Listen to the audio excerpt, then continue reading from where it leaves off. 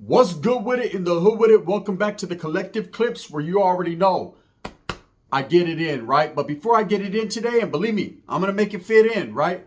Before I get it in, let's hit that like and subscribe button. Put your notification bell on all so that way you're directed in the direction of the dope content that I am kicking. And I highly appreciate all the support I'm getting on this channel, especially, man. We're going up, and it's all because of you. I appreciate you, man. No doubt about it. Fuck. This channel was doing this, wabba the, now it's just like bang, bing, dong, ring, ding. You know what I mean? It's getting this, hey, keep the heads ringing. I'm gonna keep your head ringing, man, with this story that I'm gonna tell. So, like a lot of the stories that I tell, man, are all actual and factual. They've actually happened. You know, it takes a lot for me to remember. It's been a lot of years since I've been in prison. There's so many things that have happened along the way in my life that it takes something to like get that jug, right? To remember shit. And I think anyone who's ever been incarcerated that does tell war stories or tells their stories, things that they've seen or they heard, you know, it takes a while for them to remember the particular details. So I always chop it up with someone and then it'll like jog my memory and I'll be like, oh shit, bro. Shit, I'm gonna tell that story on YouTube. So this is a story about the skins, right? The skinheads. Not the Woods, brother. The Woods were participating definitely with the skins, but more so the skinheads. See, the skinheads have a whole different type of movement, okay? They're a little bit more militant and a little bit more vicious in the way that they sway. They move differently, whether it be county jails, prisons, doesn't matter what state.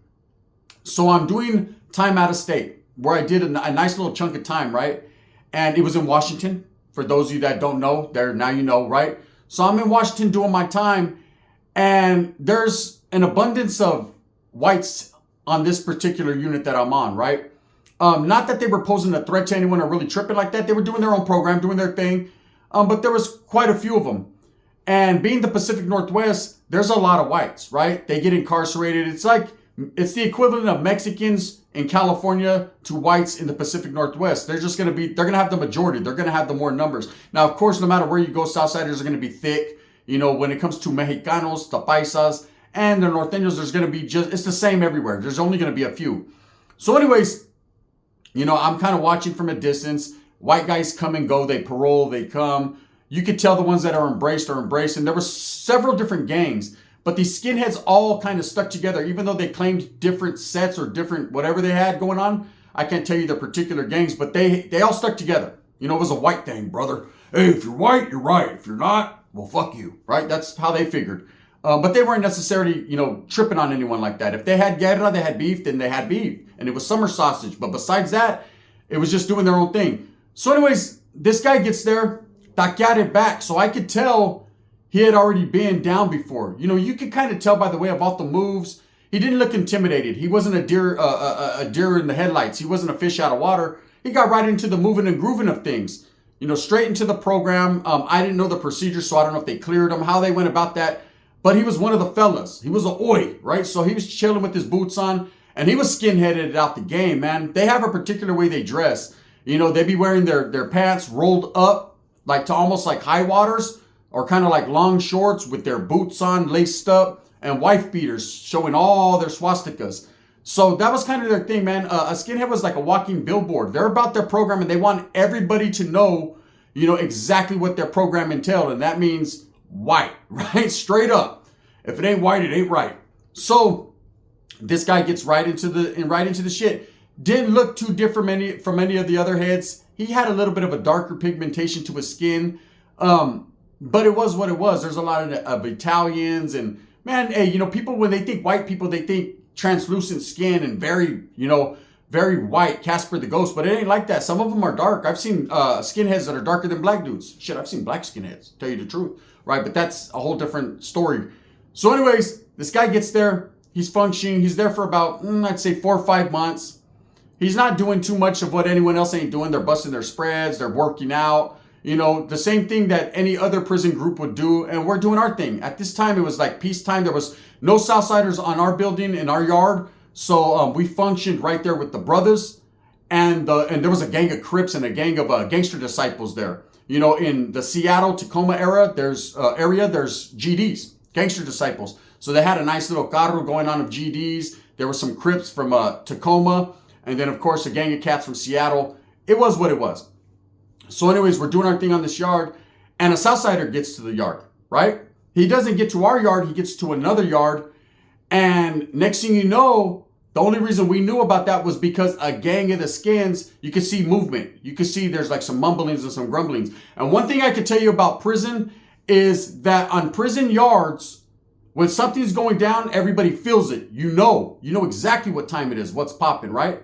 So there was the fucking church area that people used to go to. Now, if you know anything about whites, man, a lot of them are into, I think it's called the Norse, or they're into the Nordic gods, right? A lot of skinheads and a lot of the woods were into that. You know, they'd go Odin and they'd wear these chains with, you know, the Odinism is what they were into, a lot of them, right? And I didn't know too much about that. I was Catholic, so it was kind of just like, okay, orale, go Zeus, right? They were into their shit. Well, I guess a few of them had went and they met up with some of the whites from a different yard, from the yard where that Southsider was in. And they were like, hey, that white guy that got there, speaking on the guy that had just got there a while back, right? Hey, you guys know he's half Mexican, right? He used to be a Southsider. And so in most cases, I've seen where the Skins don't trip on that, bro. If you're rocking the way they rock, but these particular ones were super white. They were into being able to trace their ethnicity back to the motherland, right? To Europe. So they're kind of tripping out like, oh, is that right? So anyways, I guess they get to the building. They jam him up. He's saying that guy's full of shit. He's never seen that guy in his life. He don't know. Well, little does he know that the guy that's speaking on him happens to be his primo. Okay, happens to be his cousin. So he knows him better than anyone else. So of course, the next time that these guys go to their church program, that dude's pushing. That Southsider's telling these guys, they're like, no, brother, listen, you don't understand. Oh, yeah, I get it, but he's Mexican, brother, right? So they get back, jam him up again, and they tell him, hey, you're going to go to church and defend yourself. So he goes to church, okay? I found all this out because I did time in the hole with this guy after he gets removed. I'm going to talk about it. And he told me the story. So anyways, but I'm kind of seeing that little willies and dillies don't know what's going on at the time, just that the whites are tripping on their own. Good. Right? We're like, because they were our enemies, man. Not an enemy that we were actively, aggressively on the offensive with. We were taking a soft defensive stance. If they wanted it, they could get it, but we weren't trying to go there. We were actually cool with a lot of the white boys. Did a lot of willings and dillings, and that's who I used to buy my frajos from. So it was all good. So anyways, this guy goes to church, right? And he gets jammed up, right? So he gets requested to move to that yard where that Southsider's on so he can handle his business. They're like this. And the way the Skins work there, you know, regardless of what people may think that there's an alliance, there was absolutely zero alliance in this place between the Skins and the Southsiders. They did, in some occasions, rock against the blacks, even one time against us, but they weren't like conjoined at the hip. There was none of that. This is not California, so this wasn't a spot where it was like all love. It was kind of just like, hey, respect. So anyways, this guy, they're telling him he's procrastinating. So finally, I guess the Skins get at him like, hey, brother, what the fuck are you doing, brother? You're sitting there eating a bowl of honeycombs. You need to take your ass over there to that yard and defend your honor and your integrity, because this guy is saying it. I think by this time, he had already figured out who was smutting his name up, that it was his own primo.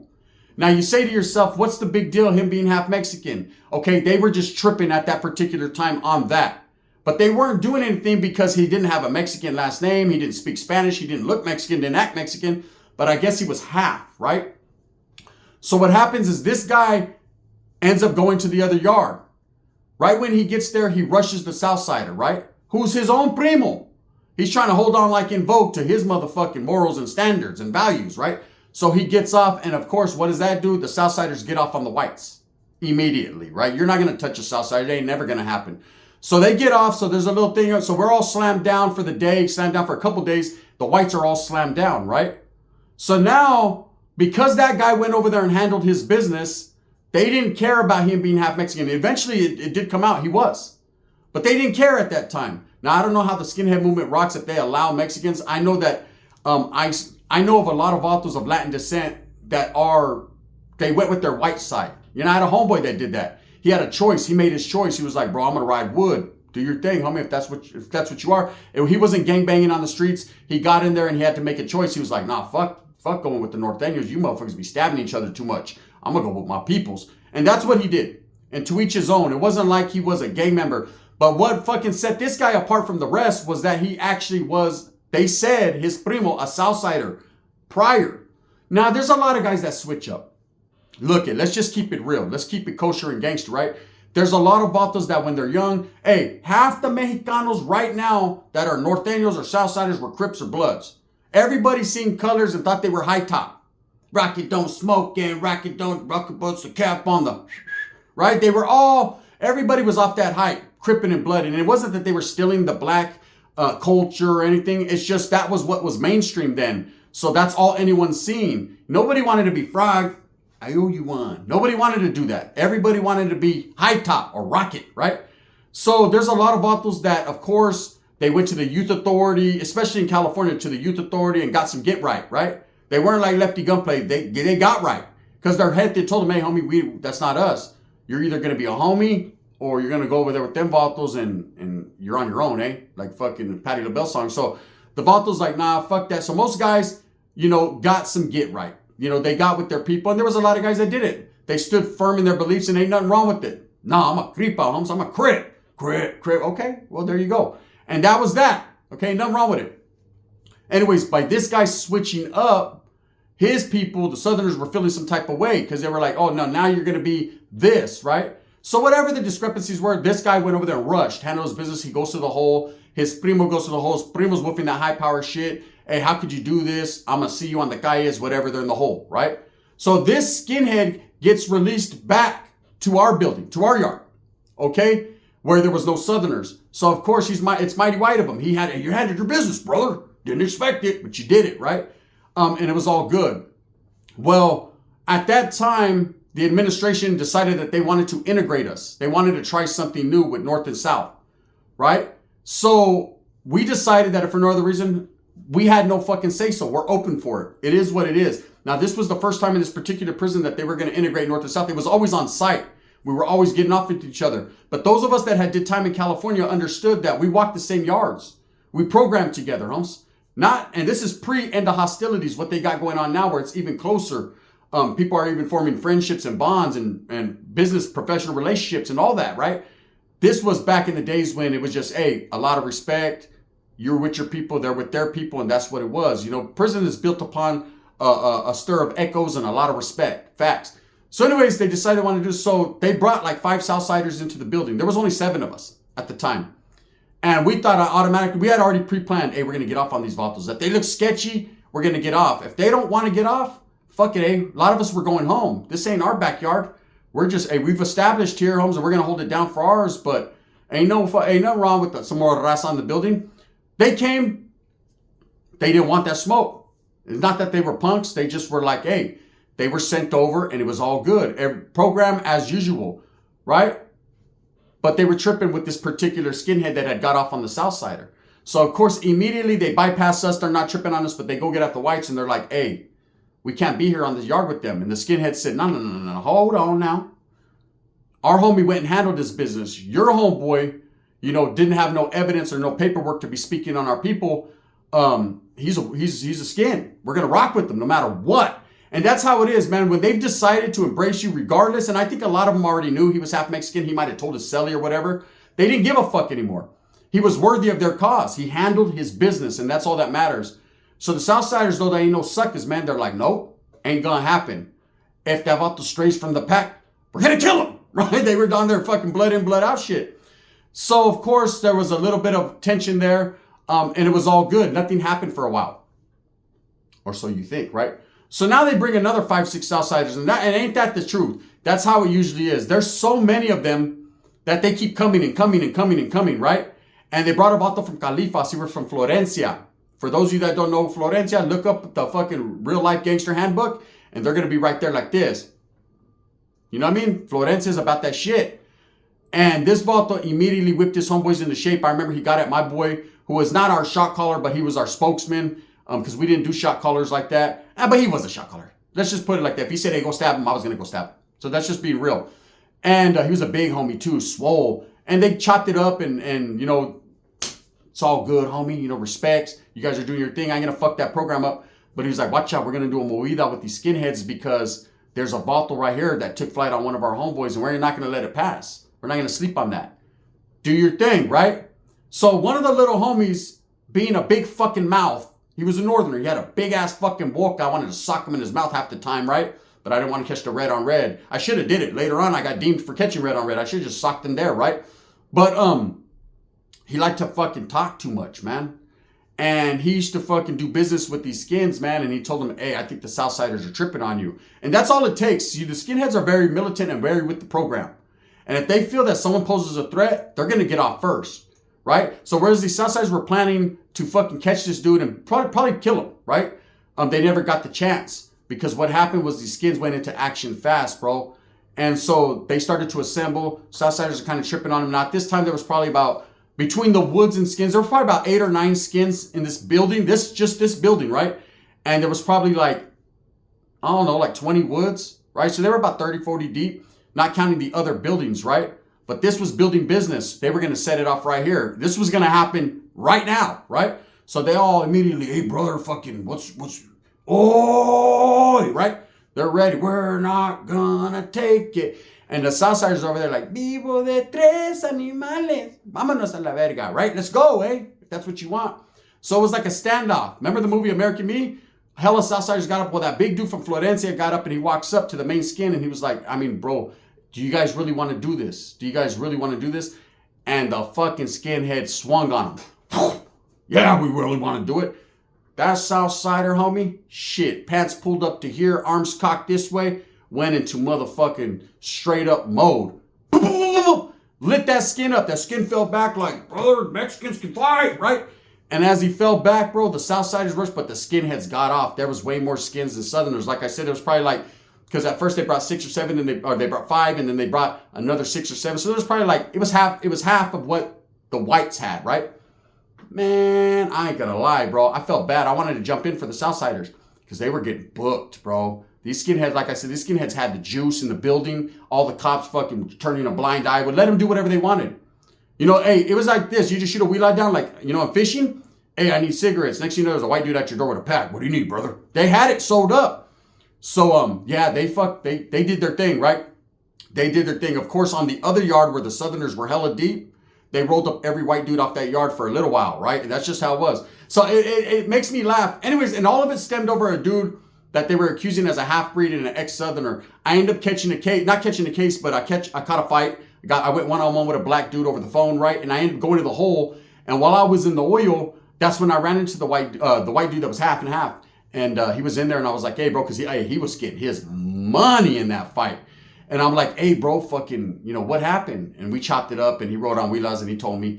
And he was a cool dude, and that was it. And he was just like, yeah, I am half Mexican, bro. He goes, but I've never was a Southerner. He was like, my primo was, and I used to kick it with them, so he automatically assumed that's the way I was going. But nah, I wasn't into that. I don't know if I believe that shit. I think he might have transformed. Whatever, bro. That big old swastika he had right here on his head said something different. So anyways, it does go down. I trip out. I see a lot of these content creators and people that ask a lot of questions, and they automatically assume, you know, a lot of brothers do. They say, hey, the Southerners ride with the whites all the time. You guys, those are your masters. And I've heard a lot of different shit. You know, a lot of woofing back and forth. And it's not just the brothers that do it. There's a lot of Mexicans that do it too, man. It's very unbecoming of a person's character to fucking net bang, right?